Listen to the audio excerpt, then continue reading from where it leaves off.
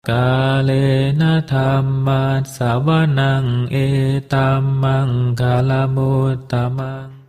Kita lanjut dengan pembacaan buku kedua dari buku Sariputta, Riwayat Hidup Sang Dhamma Senapati.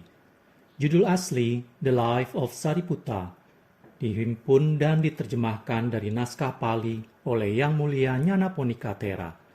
Alih bahasa Upa Sasanasena Seng Hansen, editor Insinyur Agus Santoso, penerbit Insight Widyasena Production, Yogyakarta, cetakan pertama Februari 2007. Pada bagian deskripsi video, saya cantumkan juga timestamp yang bisa Anda ketik jika ingin langsung mendengarkan ke bagian-bagian tertentu di video ini.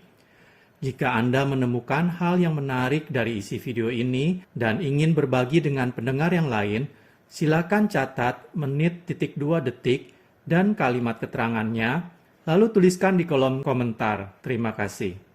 Baiklah, kita mulai pembacaan buku kedua Sariputta Riwayat Hidup Sang Dhamma Senapati. Daftar isi, prawacana penerbit. Bagian 3, pantai yang lebih jauh.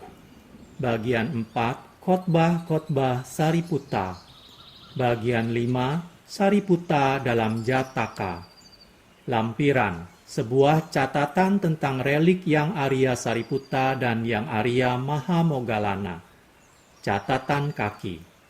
Untuk prawacana penerbit, tidak saya bacakan karena sama dengan prawacana penerbit buku jilid 1. Kita lanjut ke bagian 3. Pantai yang lebih jauh.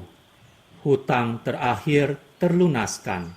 Sekarang kita sampai pada saat-saat mendekati parinibbana Sang Buddha, yang terberkahi berdiam selama musim penghujan di desa Belua, dekat Wesali. Dan ketika masa wasa tersebut berakhir, beliau pergi meninggalkan tempat tersebut, melintasi jalan yang sama ketika beliau datang. Sang Buddha kembali ke Sawati dan akhirnya tiba di wihara hutan pohon bambu. Di sana Yang Arya Sariputta, Sang Jenderal Dhamma, memberikan penghormatan kepada Sang Buddha dan kemudian pergi menuju tempat beliau biasanya berdiam. Ketika murid-muridnya telah memberikan penghormatan padanya dan kemudian pergi, Yang Arya Sariputta menyapu tempat tersebut dan meletakkan keset kaki pada posisinya. Kemudian, setelah membasuh kakinya sendiri, beliau duduk bersila dan mulai memasuki keadaan pencapaian arahat. Pada waktu yang telah ditetapkan olehnya, beliau bangkit dari meditasinya dan pikiran ini timbul dalam dirinya. Apakah yang tercerahkan akan parinibbana terlebih dahulu atau kedua siswa utama? Dan dia melihat bahwa kedua siswa utamalah yang akan meninggal terlebih dahulu. Oleh sebab itu, beliau mempertimbangkan kekuatan masa hidupnya dan mengetahui bahwa sisa-sisa masa hidupnya hanya akan bertahan sampai seminggu ke depan. Beliau kemudian mempertimbangkan, di mana saya akan meninggal untuk terakhir kalinya? Dan dia berpikir, Rahula akhirnya meninggal di antara para 33 dewa, dan Ayasma kondanya meninggal di Danau Cadanta. Di manakah tempat yang akan menjadi peristirahatan terakhir bagiku? Saat memikirkan permasalahan ini berulang kali, Sariputta teringat pada ibunya, dan pikiran ini muncul dalam dirinya. Walaupun beliau adalah ibunda dari 7 arahat, beliau tidak mempunyai keyakinan terhadap Buddha, Dhamma, dan Sangha. Apakah beliau memiliki kondisi untuk meyakini Tiratana atau tidak? Menyelidiki pertanyaan ini, Yang Arya Sariputta melihat bahwa ibunya memiliki kondisi-kondisi pendukung terhadap intuisi jalan pemasuk arus atau Abhisamaya. Kemudian Sariputta bertanya pada dirinya sendiri, dengan instruksi siapakah beliau dapat menembus kebenaran ini? Dan dia melihat bahwa tidak melalui siapapun melainkan hanya melalui instruksi Dhamma darinya lah ibunya dapat menembus kebenaran.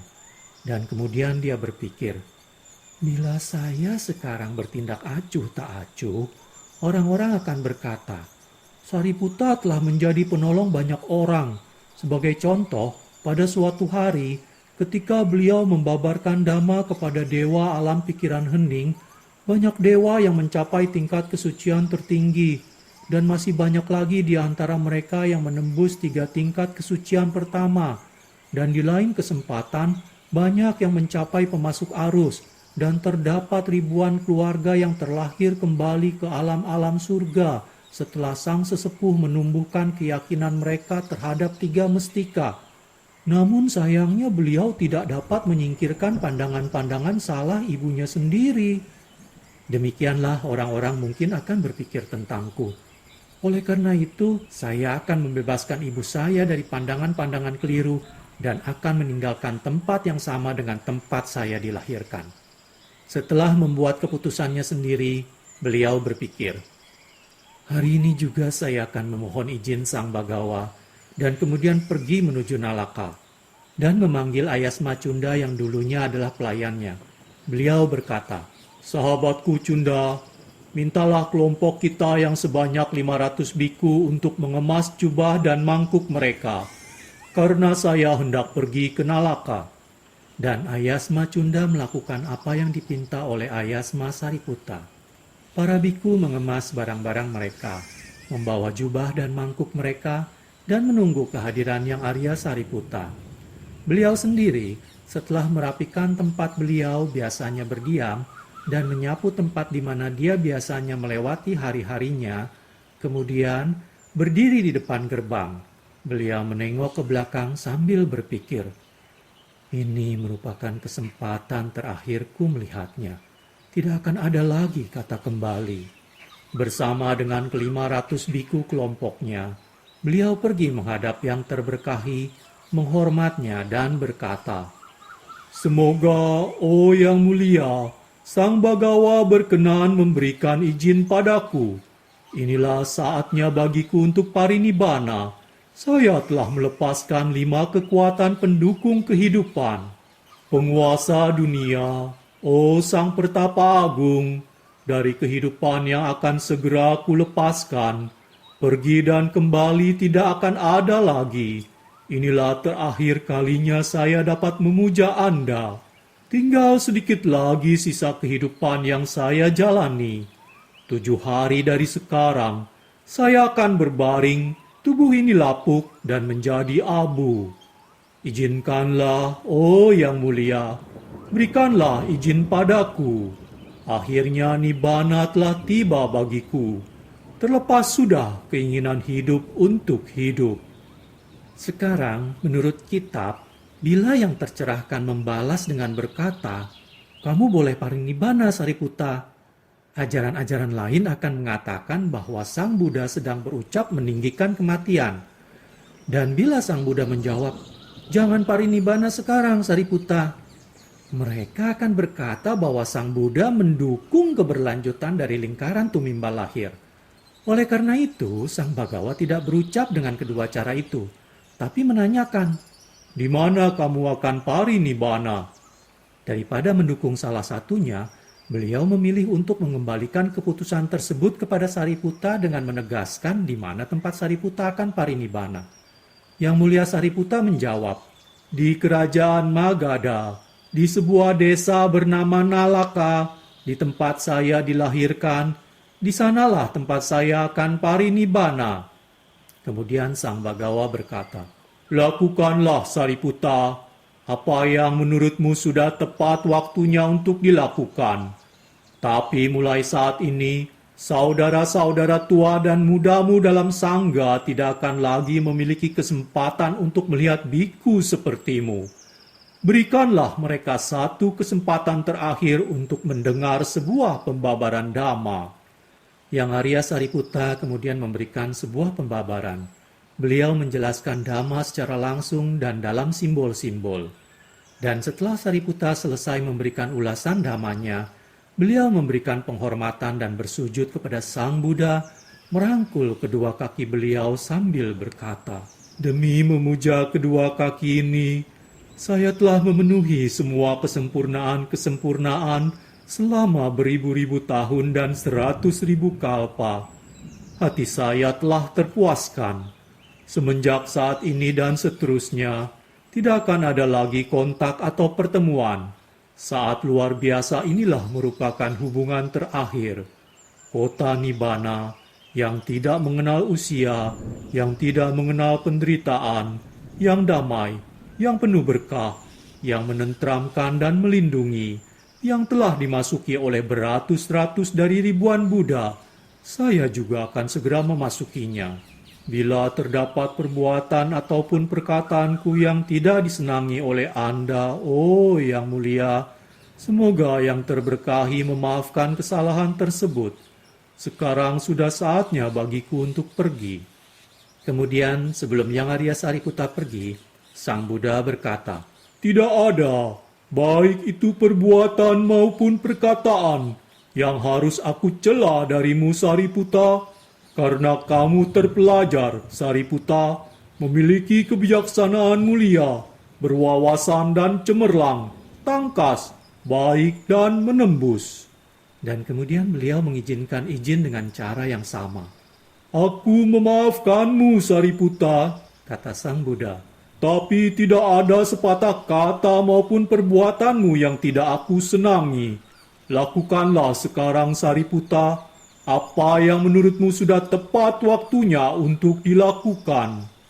Dari peristiwa ini, kita dapat melihat bahwa dalam beberapa peristiwa, ketika Sang Bhagawa terlihat menegur siswa utamanya tersebut, teguran tersebut tidaklah menunjukkan bahwa beliau tidak menyenangi sikap Sariputta, tapi lebih ditujukan bahwa beliau memperlihatkan pendekatan yang lain atas situasi tersebut, cara pandang yang lain terhadap suatu permasalahan. Segera setelah Sang Buddha memberikan izinnya, dan Yang Arya Sariputta telah bangkit dari pemberian hormat di kaki beliau, bumi agung ini menangis bersamaan dengan terjadinya sebuah getaran besar. Petir hebat menggelegar membelah surga, dan sebuah awan besar muncul, dan hujan pun turun dengan derasnya. Kemudian Yang terberkahi berpikir, "Aku sekarang akan memberikan izin kepada Sang Jenderal Dhamma untuk pergi." Dan beliau berdiri dari tempat duduk kepemimpinannya, pergi menuju kamar harumnya, dan berdiri di atas lempengan mutiara.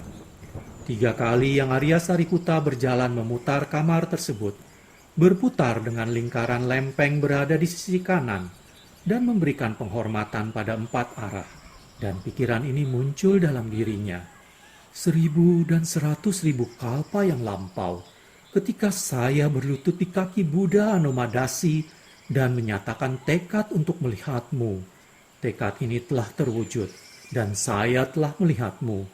Saat pertama berjumpa merupakan penglihatan pertama terhadapmu. Sekarang adalah penglihatan terakhirku, dan tidak akan ada lagi penglihatan terhadapmu di masa mendatang. Dan dengan tangan bersikap anjali, Yang Arya Sariputta berangkat, berjalan membelakangi Yang terberkahi hingga beliau tidak kelihatan lagi, dan sekali lagi bumi agung ini tidak mampu menahan kepedihannya, bergetar dengan keras. Sang Buddha kemudian mengamanatkan para biku yang mengelilinginya. "Pergilah para biku," ujar beliau, "temanilah saudara tuamu." Dengan kata-kata ini, semua kelompok biku di keempat arah seketika pergi meninggalkan hutan bambu, meninggalkan Sang Buddha sendiri. Penduduk Sawathi juga, setelah mendengar kabar mengenai parinibbana Yang Arya Sariputta, pergi meninggalkan kota mereka berduyun-duyun sambil membawa dupa dan bunga di tangan mereka. Dan dengan kepala mereka yang basah, mereka mengikuti Yang Arya Sariputta sambil meratap dan menangis. Yang Arya Sariputta kemudian menegur keramaian itu, berkata, "Ini merupakan jalan yang tidak seorang pun dapat menghindarinya." Dan beliau meminta mereka untuk kembali. Dan kepada para biku yang telah menemaninya, beliau berkata, "Saudara, silakan kembali sekarang. Jangan meninggalkan guru kita." Demikianlah, beliau membuat para biku kembali, dan hanya dengan para biku dari kelompoknya sendiri beliau melanjutkan perjalanannya. Walaupun demikian, masih terdapat beberapa orang yang mengikutinya sambil meratap. "Biasanya Yang Mulia pergi dalam suatu perjalanan dan kemudian kembali. Tapi ini merupakan sebuah perjalanan tanpa kembali." Kepada mereka, Sariputta berkata, "Jadilah penuh perhatian sahabat terhadap hukum alam, bahwa sesungguhnya Semua hal yang terbentuk dan berkondisi adalah tidak kekal. Dan beliau meminta mereka kembali. Selama perjalanannya, Yang Arya Sariputa menetap semalam di mana saja beliau berhenti. Dan selama seminggu itu pula beliau menerima banyak orang yang ingin melihatnya untuk terakhir kalinya. Mencapai desa Nalaka di malam hari, beliau berhenti dekat sebuah pohon beringin di gerbang desa. Dikisahkan bahwa saat itu seorang kemenakan lelaki Sariputa bernama Uparewata telah pergi menuju keluar desa dan di sana dia melihat Yang Arya Sariputa. Dia menyambut Ayasma, memberi hormat dan berdiri. Yang Arya Sariputa bertanya padanya, "Apakah nenekmu ada di rumah?" "Ya, Yang Mulia," jawabnya.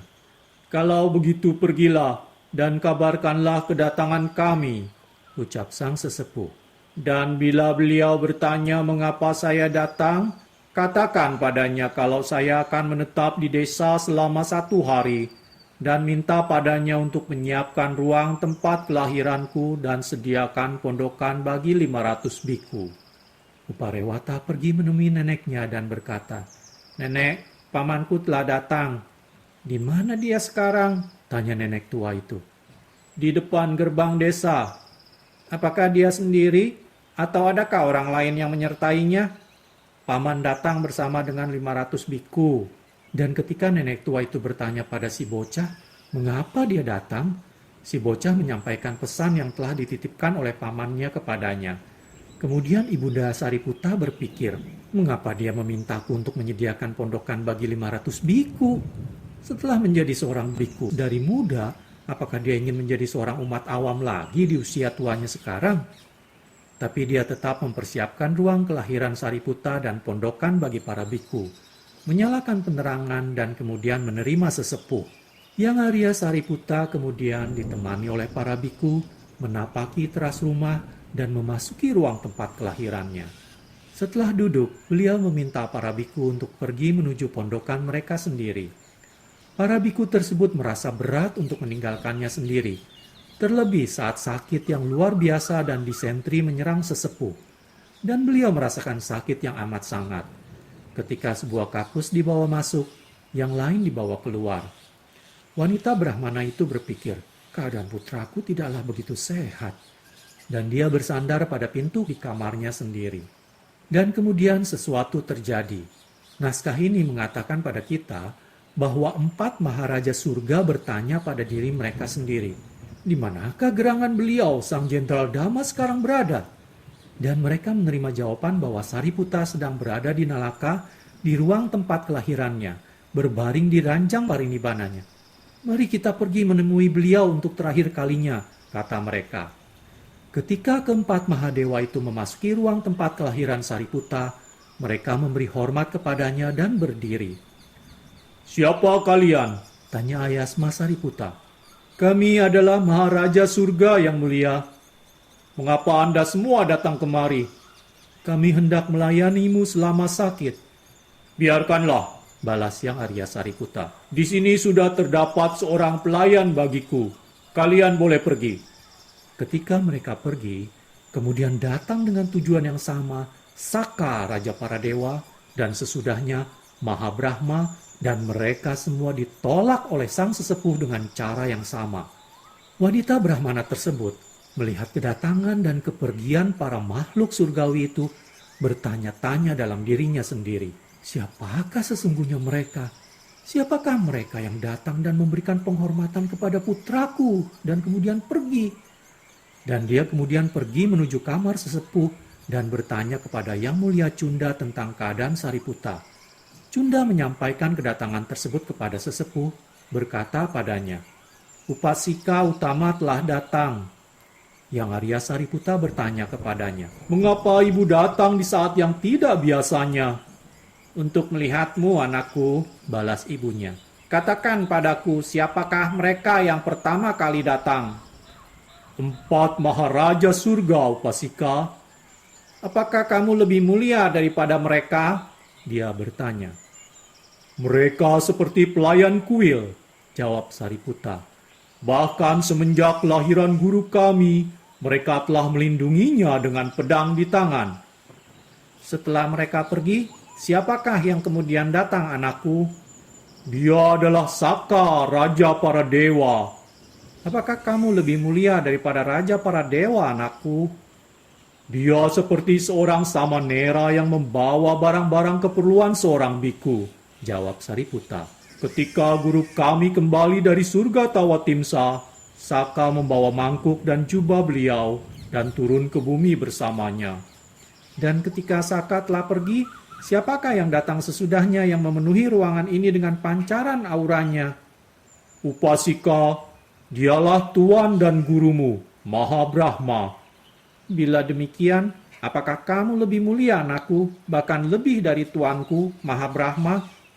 Ya, Upasika, pada hari kelahiran guru kami, dikatakan bahwa 4 Mahabrahma menerima maha berkah dalam sebuah jala emas. Mendengar hal ini, wanita Brahmana tersebut berpikir, bila kekuatan putraku sebesar ini, sebesar apakah kekuatan yang dimiliki oleh tuan dan guru anakku? Dan ketika dia sedang berpikir akan hal ini, tiba-tiba 5 arus pesona timbul dalam dirinya, menyelimuti seluruh tubuhnya. Sesepuh berpikir, rasa kagum dan kebahagiaan telah timbul dalam diri ibuku. Sekaranglah saatnya untuk mengajarkan Dhamma kepadanya. Dan dia berkata, apakah yang sedang kamu pikirkan, Upasika? Saya sedang berpikir, dia menjawab. Bila putraku memiliki nilai kebajikan yang demikian tinggi, bagaimana dengan nilai kebajikan yang dimiliki oleh gurunya?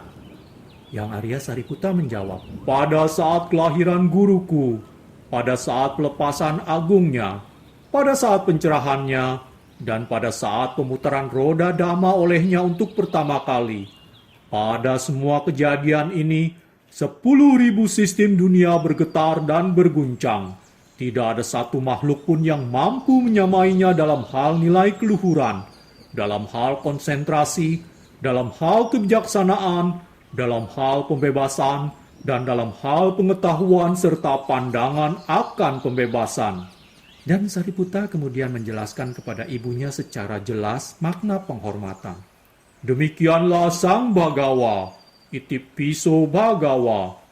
Dan kemudian dia memberikannya sebuah ulasan Dhamma, mendasarkannya pada nilai-nilai keluhuran Sang Buddha.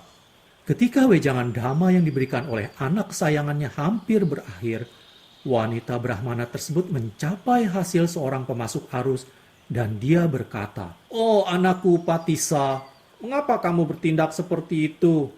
Mengapa selama ini kamu tidak memberikan padaku ambrosia pengetahuan keadaan tanpa kematian ini? Yang Arya Sariputta berpikir, sekarang saya telah memberikan kepada ibunda saya, wanita Brahmana Rupasari, balas jasa karena telah membesarkan saya. Ini pastilah cukup. Dan beliau menyuruhnya pergi dengan ucapan, sekarang kamu boleh pergi, Upasika.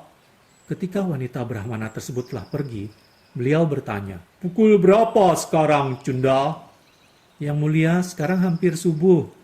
Dan Sariputta berucap, kumpulkanlah para biku. Ketika para biku telah berkumpul, beliau berkata kepada Cunda, angkat tubuhku sehingga dalam posisi duduk, Cunda. Dan Cunda membantunya. Kemudian sang sesepuh berbicara kepada para biku berkata, selama 40 tahun aku telah hidup dan mengembara bersamamu saudara-saudaraku. Bila terdapat perbuatanku ataupun perkataanku yang tidak berkenan bagimu, maafkanlah aku saudara-saudaraku. Dan mereka menjawab, yang mulia, tidak ada secuil pun ketidaksenangan yang muncul akibat tindakanmu terhadap kami. Yang mengikutimu selama ini tak terpisahkan bagai bayang-bayang, tapi sudilah kamu, yang mulia, memberi maaf bagi kami. Setelah itu sang sesepuh mengenakan jubah besarnya, menutupi kepalanya, dan berbaring ke kanan. Kemudian, sama persis seperti apa yang dilakukan oleh Sang Buddha ketika Mahaparinibananya tiba, beliau memasuki 9 tahapan pencapaian meditatif dalam pola bangkit dan kembali. Dan mulai lagi dari tahapan pencapaian pertama hingga mencapai tahapan pencapaian keempat. Dan pada saat setelah beliau memasuki tahapan keempat ini, persis sebagaimana puncak sinar mentari muncul menerangi cakrawala, beliau sepenuhnya mencapai nibbana tanpa ada sedikit pun kemelekatan yang tersisa. Demikianlah parinibbana yang Arya Sariputta yang terjadi bertepatan pada purnama di bulan Kartika, yang menurut kalender Surya jatuh pada bulan Oktober sampai November. Wanita Brahmana yang sedang berada dalam kamarnya berpikir, "Bagaimana keadaan putraku? Dia tidak mengatakan apapun padaku." Dia bangkit dan berjalan menuju kamar putranya. Dia memijat kaki Sariputta, kemudian menyadari bahwa yang Arya Sariputta telah meninggal. Dia memeluk kaki anaknya dan menangis sejadi-jadinya. "Oh, anakku sayang, sebelum ini kami tidak mengetahui nilai-nilai kemuliaan-Mu. Karena itu kami tidak mendapatkan kesempatan baik untuk duduk bersama di rumah ini dan berdana makanan kepada para biku. Kami tidak mendapatkan kesempatan baik untuk membangun wihara-wihara." Dan dia pun meratap sepanjang malam hingga matahari terbit. Segera setelah matahari terbit, dia memanggil para pandai emas dan membuka ruang hartanya dan mengangkut kendi-kendi penuh berisi emas dalam jumlah besar. Kemudian dia memberikan emas-emas tersebut kepada para pandai emas dan meminta mereka membuat ornamen-ornamen pemakaman.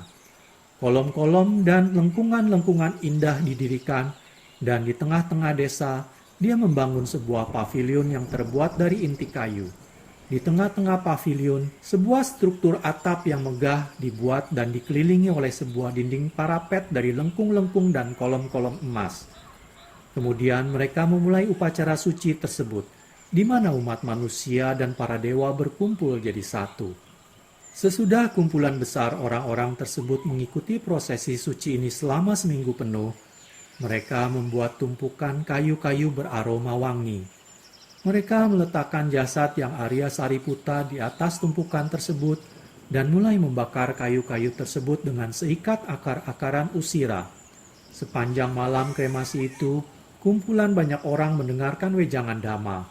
Setelah itu, kobaran api dari tumpukan kayu dipadamkan oleh Yang Arya Anuruddha dengan air harum. Sedangkan Yang Mulia Cunda mengumpulkan relik-relik Yang Arya Sariputta dan membungkusnya dalam sebuah kain. Kemudian Yang Mulia Cunda berpikir, "Saya tidak dapat menetap di sini lebih lama lagi. Saya harus memberitakan kematian kakak tertua saya Yang Arya Sariputta, sang jenderal Dhamma, kepada sang Bagawa."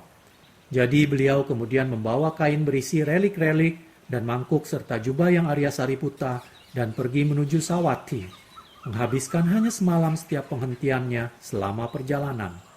Selanjutnya merupakan kejadian-kejadian yang dikisahkan dalam uraian Cunda Sutta dari Satipatthana Samyutta dengan penambahan-penambahan dari versi-versi paralel dalam uraian Mahaparinibbana Sutta. Narasi sesungguhnya yang diambil dari Cunda Sutta adalah sebagai berikut. Cunda Sutta. Suatu ketika Sang Bagawa berdiam di Sawathi di Taman Anathapindika. Pada saat itu Yang Arya Sariputta sedang berada di desa Nalaka di kerajaan Magadha, sedang sakit dan menderita. Samanera Cunda menjadi pelayannya. Dan akhirnya Yang Arya Sariputta meninggal dunia. Kemudian Samanera Cunda membawa mangkuk dan jubah Yang Arya Sariputta dan pergi menuju Sawathi ke hutan bambu jeta milik Anathapindika. Sesampainya di sana, dia pergi ke tempat Yang Mulia Ananda dan setelah memberi salam, duduk di salah satu sisi. Setelah duduk, dia mulai berbicara kepada Yang Mulia Ananda. "Yang Mulia, Yang Arya Sariputta telah meninggal dunia. Ini adalah mangkuk dan jubah beliau. Mengenai hal ini Cunda, kita sebaiknya pergi menghadap Sang Bagawa. Mari kita pergi, sahabat Cunda, dan menemui guru. Setelah menemuinya, kita akan menunjukkan kenyataan ini kepada Yang terberkahi." "Baik Yang Mulia," kata Samanera Cunda. Mereka pergi menemui Sang Bagawa. Sesampainya di sana, mereka memberi penghormatan kepada Sang Bagawa dan duduk di salah satu sisi. Kemudian Yang Mulia Nanda berkata kepada Yang terberkahi, "Oh Yang Mulia, Samanera Cunda mengatakan hal ini kepadaku. Yang Arya Sariputta telah meninggal dunia. Ini adalah mangkuk dan jubah beliau. Kemudian, oh Yang Mulia, tubuhku ini menjadi lemah, tak berdaya bagaikan tumbuhan yang menjalar. Segala sesuatu menjadi suram dan tidak jelas lagi bagiku ketika saya mendengar tentang kepergian Yang Arya Sariputta." Bagaimana bisa, Ananda? Ketika Sariputta meninggal dunia, apakah dia mengambil bagian dari nilai-nilai keluhuranmu? Ataukah bagian dari konsentrasimu? Atau pula bagian wawasan dan pandanganmu tentang pembebasan? Bukan demikian, Yang Mulia. Ketika Yang Arya Sariputta meninggal dunia, beliau tidak mengambil bagian dari nilai-nilai keluhuran, konsentrasi, kebijaksanaan, pembebasan, maupun wawasan dan pandanganku tentang pembebasan. Tetapi, oh Yang Mulia, Yang Arya Sariputta telah menjadi pembimbing, guru, dan instruktur pengarah bagiku. Beliau yang membangkitkan, mengilhami, dan menggembirakan. Tak kenal lelah dalam membabarkan dhamma, seorang penolong bagi para biku binaannya, dan kami mengenang betapa hidup, menyenangkan, dan berguna arahan instruksi dhamma yang beliau berikan. Tidakkah aku sudah mengajarkan padamu sebelumnya, Ananda, bahwa kita akan menderita akibat perpisahan dengan yang dekat dan yang kita cintai? Segala sesuatu yang terlahir, yang menjadi, hidup bersama, pasti akan mengalami perpisahan. Bagaimana mungkin segala sesuatu dikatakan tidak seharusnya berpisah? Hal itu sesungguhnya adalah tidak mungkin. Oleh karena itu, Ananda, seolah-olah dari pohon berkayu keras sebuah batang besar dapat patah. Demikian pula sekarang Sariputta telah meninggal dunia, berpisah dari komunitas suci para biku. Sesungguhnya, Ananda, segala sesuatu yang terlahir, yang menjelma, hidup bersama, pasti akan mengalami perpisahan. Bagaimana mungkin segala sesuatu dikatakan tidak seharusnya berpisah? Hal ini sesungguhnya adalah tidak mungkin. Oleh karena itu, Ananda, jadilah kamu pulau bagi dirimu sendiri, perlindungan bagi dirimu, tidak mencari perlindungan di luar dirimu sendiri. Dengan ajaran sebagai pulaumu, ajaran sebagai perlindunganmu, tidak mencari perlindungan lain. Uraian membicarakan narasi sebagai berikut. Sang Bagawa mengulurkan tangannya dan mengambil kain berisi relik tersebut, meletakkannya ke telapak tangannya dan berkata kepada para biku, "Inilah, oh para biku, relik-relik berwarna kerang dari seorang biku yang belum lama ini memohon izin untuk parinibbana. Dia yang telah menyempurnakan kesempurnaan selama beribu-ribu tahun tak terhitung dan 100.000 kalpa. Inilah biku tersebut. Dia yang mendapatkan tempat di sisiku. Inilah biku tersebut. Dia yang selain diriku, tiada orang satupun yang sanggup menandingi kebijaksanaannya di seluruh 10.000 alam semesta. Inilah biku tersebut. Penuh kebijaksanaan biku ini, kebijaksanaan luas, terang, tangkas, dan menembus biku tersebut. Sedikit keinginan biku tersebut, dia mudah puas, menjalankan penyepian diri, tidak gemar berkumpul, penuh semangat, seorang penolong bagi para biku binaannya, mencela apa yang tidak baik, dia yang pergi menjadi tanpa rumah, melepaskan keberuntungan luar biasa yang dikumpulkan dari perbuatan-perbuatan bajiknya selama 500 kelahiran. Inilah biku tersebut. Dia yang dalam jalanku, sabar bagaikan bumi. Inilah biku tersebut. Tak berbahaya bagaikan seekor kerbau yang tanduknya telah dipotong. Inilah biku tersebut. Sederhana bagaikan seorang pemuda candala. Inilah biku tersebut. Lihatlah ini, oh para biku, relik dari dia yang memiliki kebijaksanaan mulia, luas, terang, tangkas, baik dan menembus, yang memiliki sedikit keinginan dan mudah terpuaskan, menjalankan penyepian diri, tidak gemar berkumpul, penuh semangat. Lihatlah ini relik dari dia yang merupakan seorang penolong bagi para biku binaannya, yang mencela apa yang tidak baik. Kemudian Sang Buddha mengucapkan syair-syair berikut ini untuk memuji siswa utamanya. Kepada dia yang dalam 5 kali 100 kelahiran pergi mengembara tak berumah, mencampakkan kesenangan yang digenggam erat oleh hati, dari kegemaran yang bebas. Dengan indria yang terkendali, sekarang penghormatan diberikan kepada Sariputta yang telah parinibbana. Kepada dia yang kokoh dalam kesabaran seperti bumi, sama sekali terkuasai mutlak oleh pikirannya, yang penuh kasih, kebaikan, damai, dan kokoh bagaikan bumi ini. Sekarang penghormatan diberikan kepada Sariputta yang telah parinibbana. Dia yang bagaikan seorang pemuda tak berkasta dengan pikiran sederhana, memasuki kota dan menapaki jalannya dengan perlahan, dari rumah ke rumah dengan mangkuk peminta di tangannya. Seperti inilah Sariputta. Sekarang penghormatan diberikan kepada Sariputta yang telah parinibbana. Seseorang yang berada dalam kota ataupun hutan belantara tidak melukai siapapun. Menjalani hidup bagaikan seekor banteng dengan tanduk yang telah dipotong. Seperti inilah Sariputta yang telah memenangkan penguasaan atas dirinya sendiri. Sekarang penghormatan diberikan kepada Sariputta yang telah parinibbana. Ketika Sang Buddha memuji nilai-nilai keluhuran Yang Arya Sariputta, beliau meminta agar sebuah stupa dibuat sebagai tempat relik-relik tersebut. Setelah itu beliau memberitahu kepada Ananda keinginannya untuk pergi mengunjungi Raja Gaha. Ananda memberitahukan hal ini kepada para biku lainnya. Dan Sang Buddha bersama dengan sejumlah besar rombongan para biku mengembara menuju Raja Gaha. Pada saat beliau sampai di sana, Yang Arya Mahamoggallana juga telah meninggal dunia. Sang Buddha mengambil relik Moggallana dan membangun sebuah stupa untuk relik-relik tersebut. Kemudian beliau meninggalkan Raja Gaha dan menyisiri secara bertahap sungai Gangga. Akhirnya beliau sampai di Ukacela. Di sana kemudian beliau pergi ke Muara Gangga dan duduk bersama dengan para biku yang mengikutinya. Beliau membabarkan Ukacela Sutta tentang parinibbana yang dicapai oleh Sariputta dan Mahamoggallana. Ukacela Sutta. Suatu ketika, Sang Bagawa sedang menetap di kerajaan Waji di Ukacela di muara sungai Gangga. Tidak lama setelah Yang Arya Sariputta dan Yang Arya Mahamoggallana parinibbana. Saat itu, Sang Bagawa sedang duduk di alam terbuka, dikelilingi oleh para biku.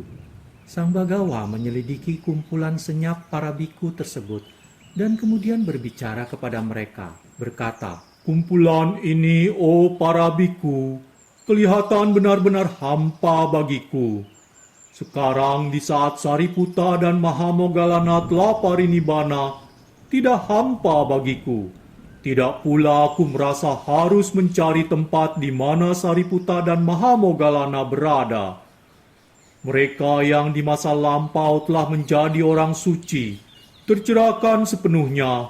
Mereka yang berbahagia juga memiliki sepasang siswa utama seperti yang aku miliki.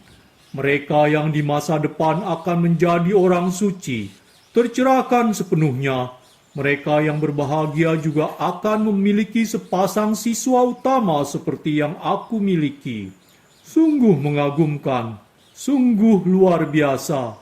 Biku, mengenai siswa-siswa utama tersebut, bahwa mereka akan bertindak sesuai dengan jalan gurunya, akan bertindak menurut nasihatnya, bahwa mereka akan disayangi oleh keempat perkumpulan, akan dicintai, dihormati, dan dihargai oleh perkumpulan. Sungguh mengagumkan, sungguh luar biasa, biku, mengenai yang sempurna, bahwa ketika sepasang siswa utama tersebut parinibbana, tiada duka, tiada ratapan dari yang sempurna. Segala sesuatu yang terlahir, yang menjelma, hidup bersama, pasti akan mengalami perpisahan. Bagaimana mungkin segala sesuatu dikatakan tidak seharusnya berpisah? Hal ini sesungguhnya adalah tidak mungkin. Oleh karena itu, para biku, jadilah kamu pulau bagi dirimu sendiri, perlindungan bagi dirimu, tidak mencari perlindungan di luar dirimu sendiri, dengan ajaran sebagai pulaumu, ajaran sebagai perlindunganmu, tidak mencari perlindungan yang lain. Dan dengan nasihat yang mendalam itu, yang diulang lagi dan lagi selama ajaran Buddha hingga tiba saat parinibbana bagi dirinya sendiri, menutup kisah pemuda Upatissa yang akhirnya menjadi seorang siswa utama Sang Buddha, Jenderal Dhamma yang dicintai. Yang Arya Sariputta parinibbana pada purnama di bulan Kartika, yang menurut kalender Surya dimulai pada bulan Oktober dan berakhir pada bulan November. Parinibbana Mahamoggallana menyusul setengah bulan kemudian, pada hari Uposatha bulan terang. Setengah tahun kemudian, sesuai dengan tradisi, tibalah saatnya parinibbana bagi Sang Buddha. Mungkinkah kombinasi bertuah dari 3 tokoh terkemuka yang begitu dipenuhi dengan berkah kepada para dewa dan manusia terjadi semata-mata karena kesempatan? Kita dapat menemukan jawaban atas pertanyaan tersebut dalam Milinda Panya, di mana Nagasena berkata, dalam beratus ribu kelahiran juga yang mulia, yang Arya Sariputta terlahir sebagai bapak, kakek, paman, kakak laki-laki, anak laki-laki, keponakan laki-laki, atau teman dari bodhisattva. Dengan demikian, dalam tumimbal lahir yang melelahkan, yang menghubungkan mereka pada waktu, tiba saatnya untuk berhenti. Waktu yang mengakhiri peristiwa-peristiwa yang dengan cepat berlalu bagi mereka menjadi tanpa waktu. Dan lingkaran kelahiran dan kematian memberikan tempat bagi keadaan tanpa kematian. Dan dalam kehidupan terakhir mereka membangkitkan sebuah kejayaan yang telah menerangi dunia. Semoga hal ini berlangsung lama. Kalena dhammat savanang etamang kalamuttamang